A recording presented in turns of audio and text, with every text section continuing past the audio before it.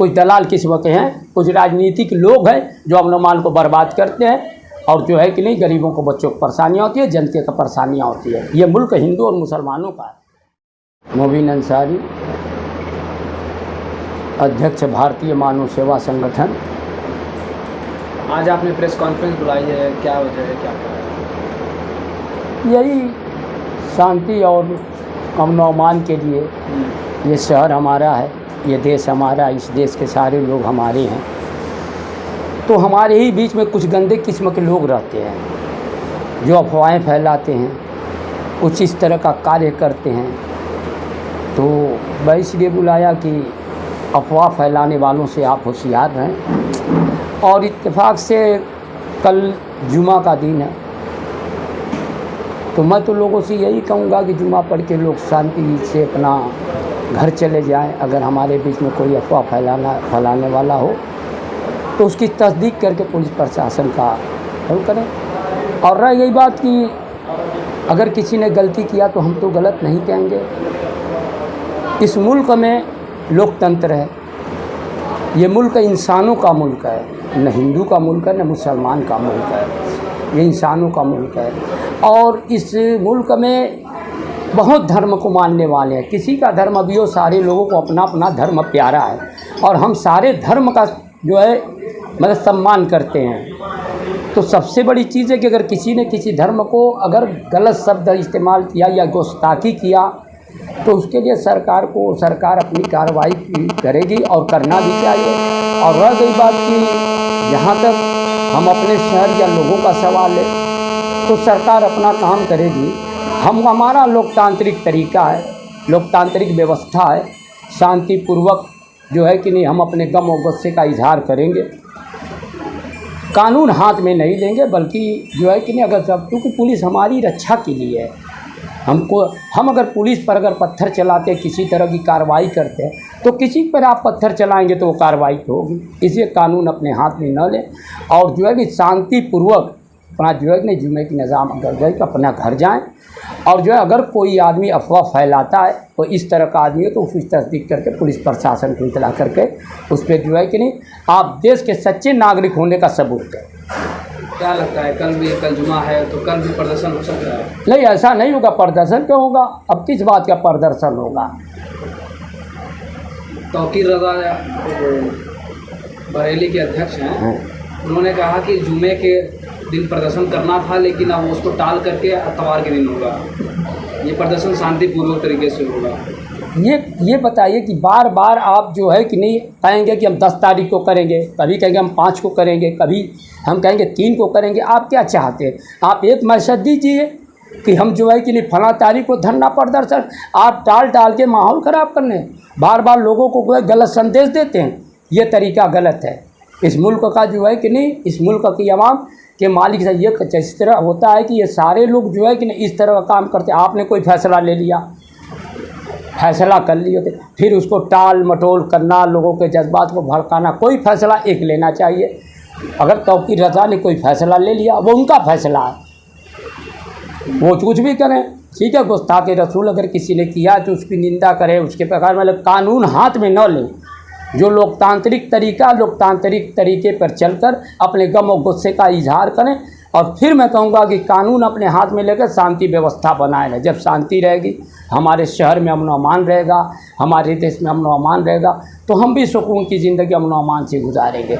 और जो मुस्लिम संस्थाएँ हैं, कुछ मुस्लिम संस्थाएँ हैं जो इसका लाभ इसलिए उठाती है कि कुछ होते हैं तो उसमें लंबे से लंबे चंदे आते हैं, उसमें पैसा इकट्ठा होता है और गरीबों को इमदाद के नाम पर जो है कि नहीं इमदाद दी जाती। अभी मैंने सुना नहीं बल्कि जानता भी हूँ, सुना भी हूँ कि एक संस्थाएँ हिंदुस्तान की बहुत बड़ी है जो गरीबों के मदद के नाम पर चंदाएँ लेती है। ऐसी भी हैं। अब कहीं हमने सुना कि 8 फुट 9 फुट के मकान जो है कि कहीं दिए जाते हैं, जज्बात भड़का देते हैं, आप चंदा ले लेते हैं, गरीबों के बच्चे फंस जाते हैं, उनको फिर बाद में कोई पूछने वाला नहीं। मैं तो अक्सर जाता हूँ थाने पर। अभी NRC का मामला आया था, कम से कम अच्छे खासे जो है कि नहीं बेचारे बच्चे फंस गए। और जब फंस गए तो चंदा हुआ, उसके नाम पर कुछ लोगों ने ज़मानत कराया। चलिए बहुत अच्छी बात है, आपने ज़मानत कराया या नहीं कराया, उसके बाद आप छोड़ दिए, वो लावारिस की तरह घूम रहे हैं। मेरे वहाँ भी लोग आते हैं, उनके मुंह पर मक्खियाँ बैठती, कोई पूछता नहीं। अगर किसी की रहनुमाई करना है तो किसी को धोखा नहीं देना चाहिए। यहाँ तो वोट की राजनीति होती है। ठीक है, आप अपने गम और गुस्से का इजहार कर रहे हैं और कह रहे हैं, उसमें कोई बात नहीं। तमाम जो लोकतांत्रिक तरीका है, तमाम कानून हैं, शांति व्यवस्था से आप काम करें, लड़ाई लड़ें, कानून अपने हाथ में न लें। तो ये थोड़ी मतलब कि अपने गम गुस्से का इजहार करेंगे, गिरफ्तार करेंगे, सरकार अपना काम करेगी, लोकतांत्रिक तरीके से आप अपने गम गुस्से का इजहार करिए। ये कानून हाथ में न ले और शांति बनी रहे। शांति बनी रहेगी चूँकि देश हमारा है, देश के लोग हमारे हैं। जिस शहर में हिंसा भड़की वहाँ पर देखा जा रहा है कि योगी सरकार ने बुलडोजर चलवाया है। तो इस कार्रवाई को आप किस नज़रिए से देख रहे हैं? देखिए, कार्रवाई के नज़रिए से एक चीज़ है, बुलडोजर चल रहा है। बहरहाल जब हमारे अंदर कोई कमी होती है तो जो है कि नहीं, बुलडोजर चलता है। जो योगी सरकार कह रही है कि ये नहीं पास, वो नहीं पास, फला पास, ये सब कुछ न कुछ लेकिन रहा होगा। नहीं तो योगी सरकार है, आपकी फॉर्मेलिटी पूरी रहेगी, कानून के हिसाब से आप सही रहेंगे तो कोई योगी सरकार आपका मकान नहीं गिराएगी। बिल्कुल नोटिस देना चाहिए, अगर नोटिस जो है कि दी गई। लेकिन सबसे बड़ी चीज़ है कि कोई भी काम करने के तो आप लोकतांत्रिक तरीके से या कानून का सहारा लेके जब आप कोर्ट गए तो आपको लाभ मिला बोलने का, तो आप जो है कि नहीं कोर्ट जाएं, लोकतांत्रिक तरीके से लड़ाई लड़ें।